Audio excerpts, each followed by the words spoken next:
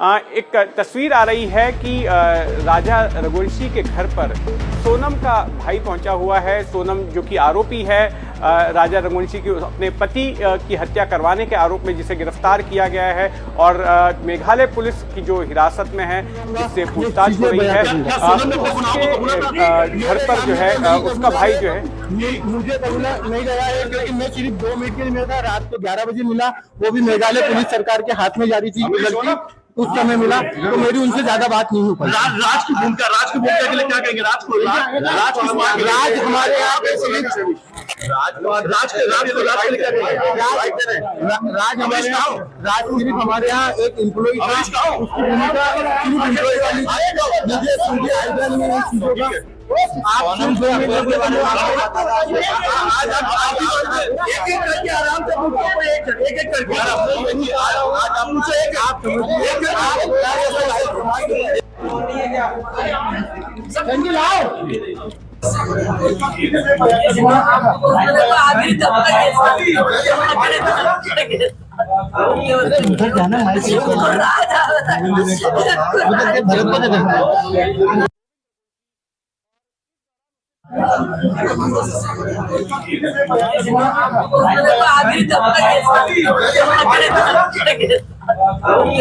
जाना उधर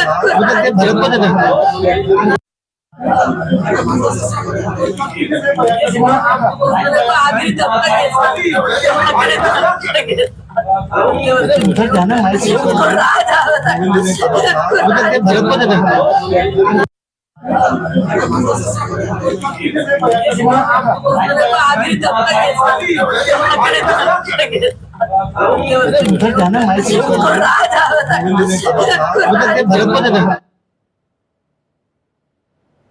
डेवलपमेंट हुआ है। एक और बड़ी खबर आ रही है कि पुलिस हिरासत में सोनम ने अपना जुर्म कबूल लिया है। पुलिस की पूछताछ में सोनम ने इस बात को कबूल कर लिया है कि उसने ही अपने पति राजा रघुवंशी की हत्या करवाई थी। ये एक बड़ी खबर मेघालय से आ रही है। हमारे सहयोगियों के सूत्रों के हवाले से ये जानकारी मिल रही है कि सोनम ने पुलिस हिरासत में अपना जुर्म कबूल लिया है। एक ऐसा जुर्म जिसने पूरे देश को सकते में डाल दिया, जिसने कि सभी को स्तब्ध कर दिया कि किस तरह से शादी करने के बाद वो हनीमून पर ले गई अपने पति को और वहां पर उसने उसकी हत्या की साजिश रची, उस पर अमल करवाया। और अब जब वो पुलिस के हत्थे चढ़ी है और मेघालय पुलिस जब उससे पूछताछ कर रही है, तो इस पूछताछ में वो टूट गई है और उसने अपना जुर्म कबूल कर लिया है। ये जो ताज़ा जानकारी है हमें मिल रही है मेघालय से। मेरे साथ मेरे सहयोगी मुकेश सिंह सेंगर मौजूद हैं। मुकेश, क्या अपडेट है? क्या उसने क्या बताया है इस पूरे मामले के बारे में कि किस तरह से उसने पूरे जुर्म को अंजाम दिया? क्या कुछ कबूला है उसने पुलिस हिरासत में? देखिए, मेघालय पुलिस की जो एसआईटी है वो सोनम जब से रात से यहाँ पर आई है तब से लगातार पूछताछ कर रही है और पूछताछ में सोनम ने अपना जुर्म कबूल कर लिया है। दरअसल जो डिटेल स्टेटमेंट है वो एसआईटी रिकॉर्ड कर रही है कि उसने हत्या कैसी की, क्या कुछ हुआ, इसके बारे में डिटेल जानकारी अभी और नहीं मिल पाई है। लेकिन ये कंफर्म है कि सोनम ने अपना जुर्म कबूल कर लिया है और जो एसआईटी के लोग हैं वो उससे लगातार पूछताछ कर रहे हैं।